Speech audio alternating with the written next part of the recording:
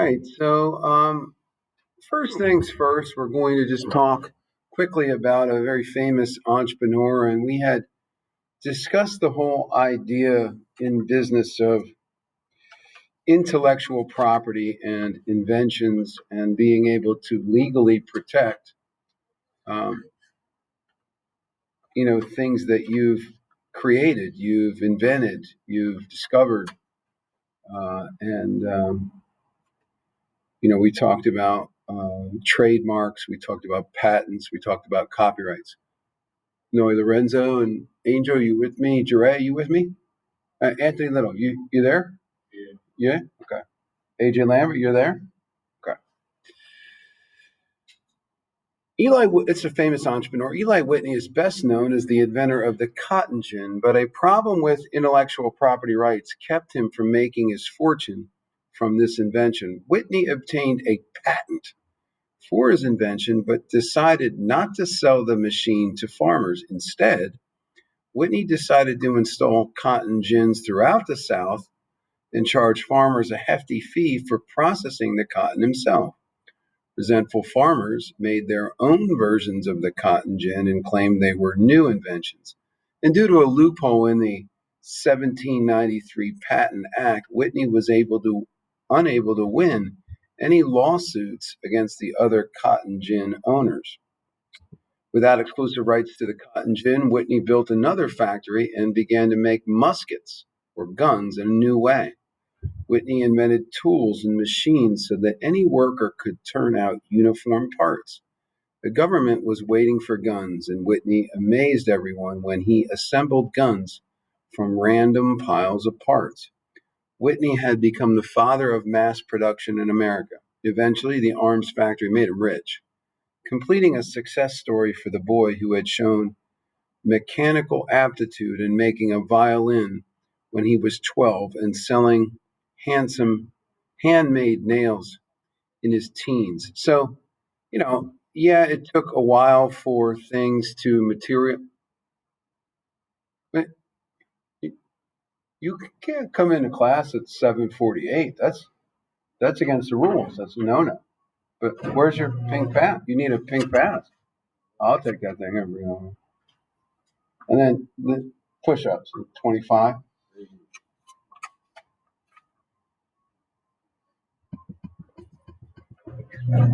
Um, Zachary Davis, are you aware that you really only have 4 more full weeks of school left? And then you have 2 4-day weeks of school. Well, one's 3 and one's 4. You aware of that? So like 6 more weeks of school, but you kind of scaled down a little bit. You happy about that? Okay. All right, well, try to do your best your last 30 days of school now. You can do that. All right, laws that protect consumers. Okay.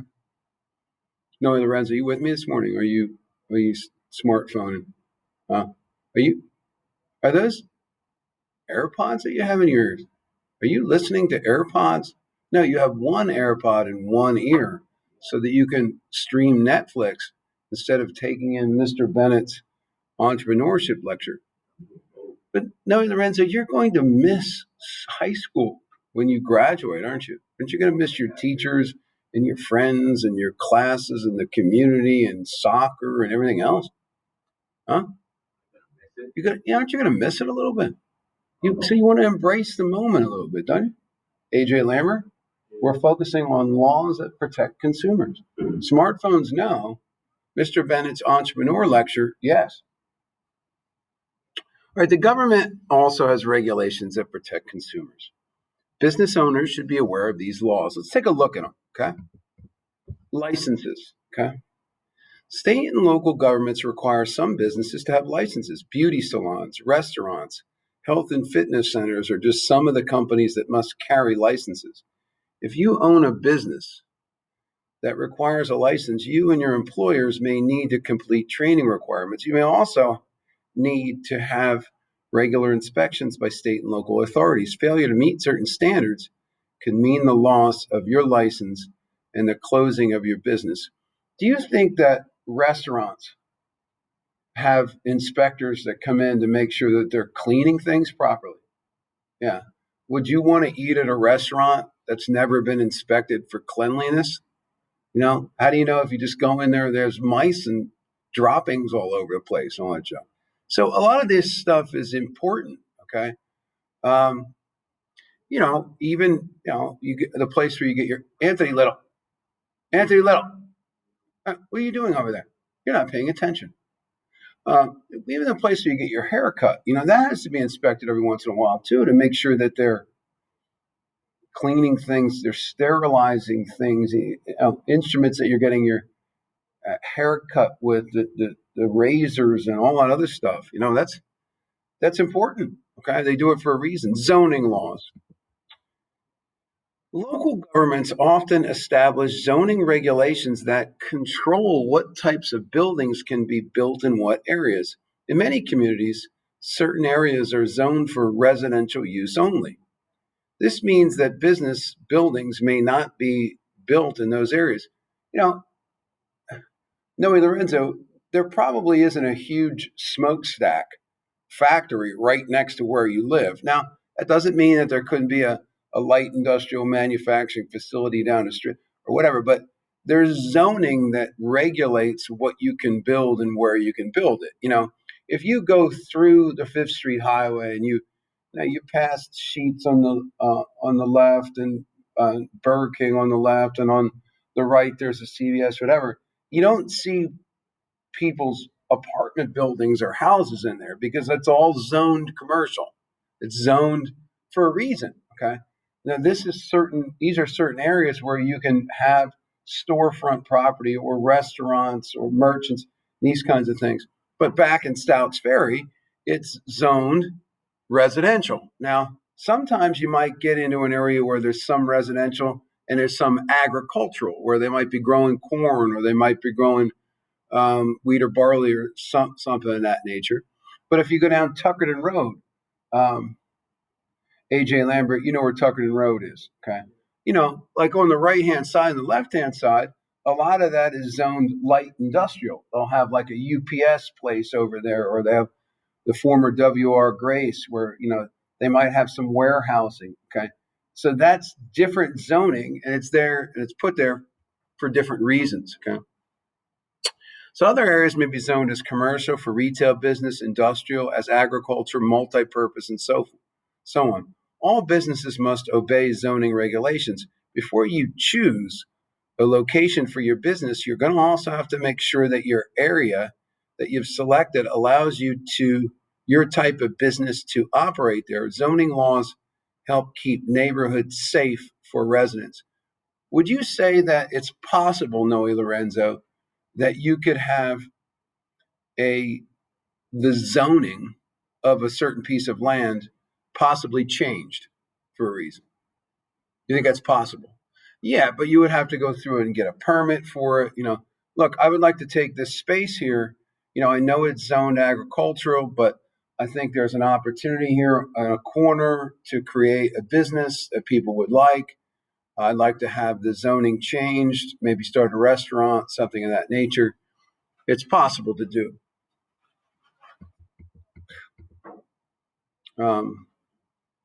Consumer protection laws. A variety of laws and government agencies protect the public against harmful products. Now, you will have to make sure that the products you manufacture or sell meet all consumer protection standards. The Federal Food, Drug, and Cosmetic Act of 1938. This law bans the sale of impure, improperly labeled, falsely guaranteed, and unhealthful foods, drugs, and cosmetics. The FDA enforces this law. The FDA has the power to force producers to stop manufacturing products that are unsafe. All right, so you go, Anthony Little, you go to the CVS because you want to get some Advil because you've had headaches, or you've been playing a lot of football lately, and you tweaked your knee a little bit, and so you want some Advil to help you with the inflammation, and the pain. Well, you want to make sure that when you buy Advil, it's actually Advil and it's got the ibuprofen in it, And so, there are laws that are designed to protect American consumers so that when they buy something, it actually is what they say it is. Okay. And the FDA, okay, and this Food, Drug, and Cosmetic Act of 1938, that makes sure of that. I think did you ever watch some of those Angel? Did you ever watch some of those old movies where they had the traveling shows that people would come around and they'd be talking about this special cure or this special medicine, and everything back in the old times? Well, a lot of times people would pass off, fake whatever it was, fake medications, fake drugs, fake antidotes, that kind of thing, and it wasn't regulated. It wasn't checked. It wasn't. There was no government agency to make sure it was what they said it was. Does that make sense? So they created these government agencies to protect consumers so that they weren't buying fake stuff. Okay, are you with me on that, Zachary Davis? Okay. All right, the Consumer Product Safety Act of 1972. Now, this law sets up safety standards for products other than food and drugs. When the Consumer Product Safety Commission determines that a product is unsafe, it can force businesses to recall the product and stop selling it. I think, has anybody here ever been in a Jeep before? How many people have ever been in a Jeep? Okay. Well, I had a Jeep. I loved it. Okay. But one of the things about Jeeps is if you're traveling at a high rate of speed and you take a corner quickly, what do they tend to do? If you take a corner really fast with a Jeep, what's that? Uh, Wobble maybe, but they tip over. They flip. Okay, and so essentially what they had to do, the manufacturer, and I think the Chrysler Corporation bought out Jeep, but Jeep is part of Chrysler, and what they had to do is they had to notify and let everybody know that there were precautions that you needed to be taken when you drive this vehicle, that it's apt or it might flip over. Okay, just like when you mow the lawn. When AJ Lambert goes out, he gets the hand lawnmower. Right on the side, it said, there's precautions like this product can, cut your fingers off or cut your feet off or what have you, because it's got to be marked. It's got to be properly. People need to be properly informed. Okay. I mean, what the heck? Even those little plastic bags. You ever seen those little plastic bags for it? They even have a little notification that says, look, children should not put this over the top of their heads because they could lose oxygen, whatever. There's all kinds of little things that the Consumer Product Safety Act of 1972 does. Truth in Lending Act, this law requires all banks to calculate credit costs in the same way. When a consumer gets a loan, the lender must provide two types of information about the loan's costs: the finance charge and the annual percentage rate. The finance charge is the total cost a borrower must pay for a loan, including all interest and fees, and the annual percentage rate is the finance charge calculated as a percentage of the amount borrowed. The numbers help consumers evaluate alternatives and determine the best option. Yeah, a lot of times what was happening, Anthony Little, you look like you're. Have you ever heard of the Grim Reaper before? Anthony Little, with the black things and they're covered and you can't see their face, and you got that Grim Reaper look today. You're scaring me. Is everything okay? You have an okay weekend? All right, I'm just checking on you. I think part of what Mr. Bennett does is he bugs a lot of people sometimes, but hopefully in a good way, not in a negative way. But I'm just always checking on people. What happened in the past is if somebody went to go get a loan, okay, let's say Duray went to go get an auto loan, okay. Well, the way Duray's lender or the lender from the car company calculated his interest and how much interest he was going to pay to buy that car would be different than the way someone else did it. And so it was very difficult to find out how much interest he was paying. But when they passed the Truth in Lending Act, before he even bought the car, they made him sign a document that showed how much he was going to pay in interest and how much the finance charge was going to be, how much the total cost of the loan was going to be. Okay, when you get any loan, Jared, okay, the Truth in that Lending Act covers you because it protects consumers. Okay, so the finance charge is the total cost a borrower must pay for a loan, including interest and fees, and the annual percentage rate is the finance charge calculated as a percentage of the amount borrowed. Now, these numbers help consumers evaluate alternatives and determine the best option. Let's continue here.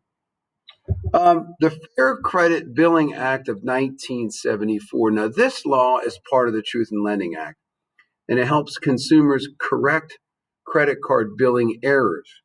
So, consumers who feel they've been incorrectly charged must write to the credit card issuer and explain why they think the charge is wrong. The company must reply within 30 days and resolve the dispute within 90 days. While the disputed charge is being investigated, it cannot accrue interest. So let's say Noe Lorenzo, um, he really, kicks it in college. He's 22 years old. He gets a great job out of college. He's making money. He started at 50 or 60,000. He works a couple of months. He wants to jump right in and buy a starter home. He wants to buy a property. Okay. Well, he goes to get the property, and he has to have his credit checked. He basically, in order to if no one wants to borrow $100,000 to buy a starter home, people aren't just going to plop down 100 grand for him. Okay, he's going to have to go through a process through lenders. Okay, and when he goes through that, they're going to do a credit check. Okay, and no, he was airtight with this stuff through college. He had a small credit card. He took care of everything right away, but he tried to get he tried to buy something in college, and when he bought it, okay, he used credit to buy it, and it was defective. The product wasn't any good, so he refused to pay for it. Okay, and so he went back and forth with them. And eventually he thought it was covered, but it showed up on his credit report. Okay, and now instead of his credit being 750, his credit is like 670. And so he has to now he's got to pay a higher interest rate to buy the starter home. Well, with the Fair Credit Billing Act, what Noe can do is he can go onto his credit report and he can write down what actually happened with that merchant and say, hey, look, the merchant tried to screw me. They saying I should have paid, and I'm saying no, because they didn't give me what they said I was going to. So you're allowed to go into your credit report and make an explanation of what actually transpired. Does that make sense? Okay. And it can make a difference because, if your credit score is 750 or 800, you're going to get a much better interest rate than you would if it was 650 or 600, you know? So, so here it says the company must reply within 30 days and resolve the dispute within 90. The disputed charge is being investigated. It can't accrue interest. This law also gives a consumer a method for resolving problems related to product quality. And this is what I was getting at. The first step in dealing with a product of inferior quality bought with a credit card is to try to resolve the problem with the merchant. If it can't be resolved, the consumer can withhold payment to the credit card company until the matter is settled. So, if AJ Lambert's in his second year of college and he wants to buy a new bed for his dorm room, sometimes it makes sense for him to use a credit card to purchase the new bed that he's going to put in his dorm room, because if he gets the bed and it has scratches, it's all marked up and things like junk and he doesn't want it, it's not like he just threw down $500 cash. He can go to the credit card company and say, hey, whoa, time out here. Okay, I got something and it wasn't what they said it was going to be, So you can, with credit cards, you're able to do that. Okay, but then you can't get into a credit billing dispute. Does that make sense? Okay. Again, it's a law that's designed to protect consumers, and businesses need to be aware of them. Okay? Everybody just loves listening to Mr. Bennett's section readings on a Monday morning. Okay, it's it's definitely the highlight of your week. Not okay. All right, that was a little funny. I guess it wasn't that funny. Um, who are my peoples out there? Who do I have out there? All right, now before I only had a couple people. Now I have a bunch. Abdiel's here, Alessandra, Aaliyah's up and awake. Aaliyah, we tried to call you. Did Aaliyah, you there?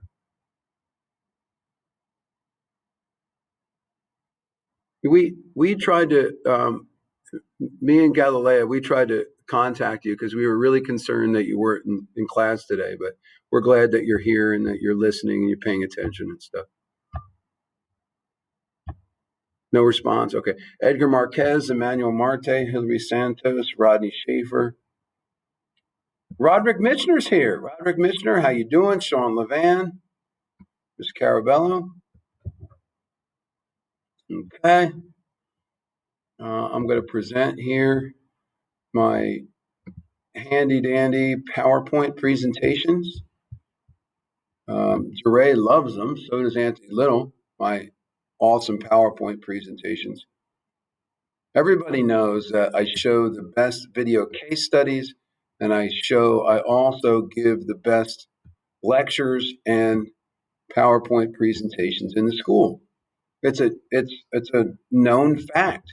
It's factual. All right, maybe that's a little over the top. How's my energy level and my mojo today? AJ Lambert, is it okay? But I'm not up talking and moving around. I should be up more mobile, um, more active throughout the room. We talked about patents, copyrights, and trademarks, didn't we, Noe? Okay, let's go in here. Laws that protect consumers.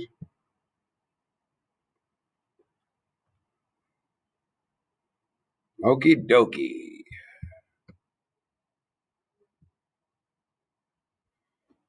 All right, laws that protect consumers. Let's check it out. Now, that's a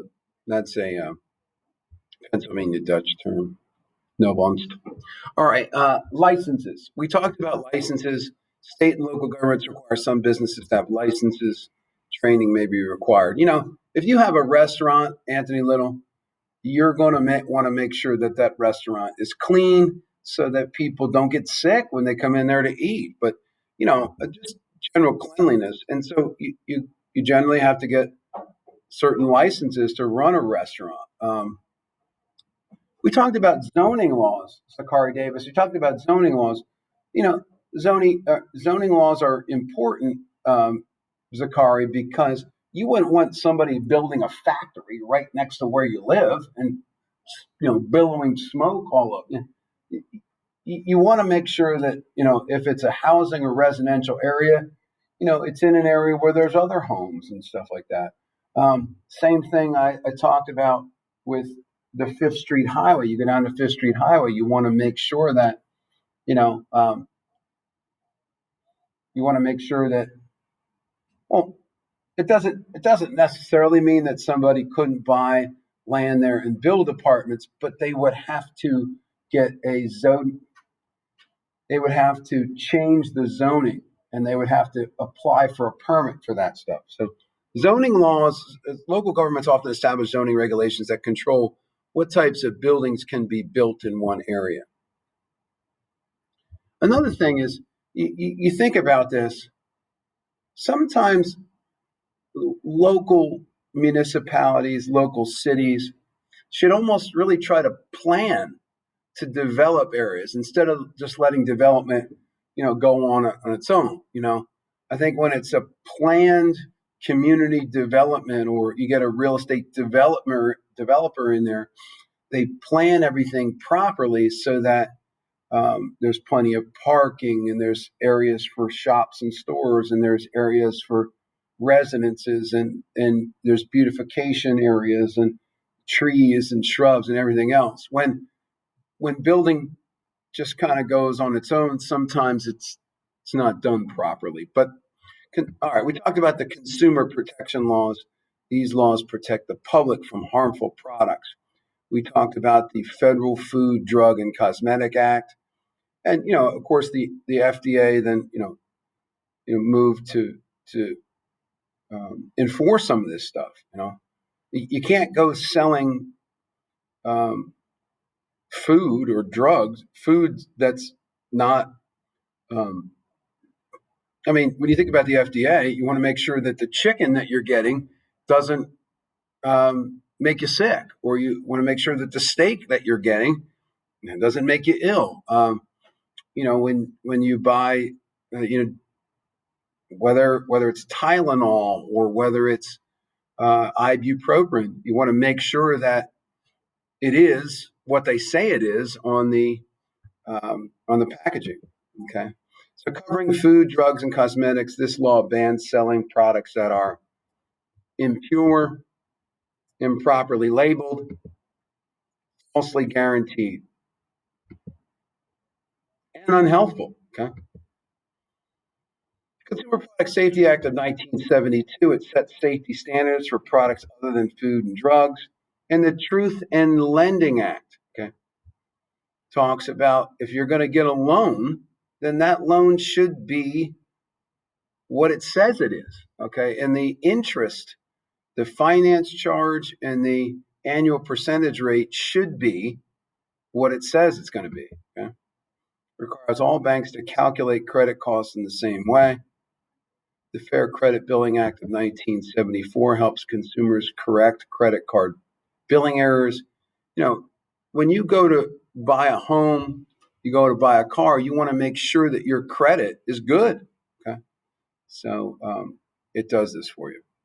It makes sure that you're able to write down reasoning on your credit report. This is why this happened. Okay. So during the investigation of disputed charges, interest cannot be accrued. And if charged on a credit card, payment for an inferior quality product can be withheld until resolution occurs. Okay? I think I made that point. So hopefully you have a better understanding of what laws protect the public, and this whole idea of, these specific laws, that were designed to protect the public and consumers. Questions, comments, concerns, complaints, issues?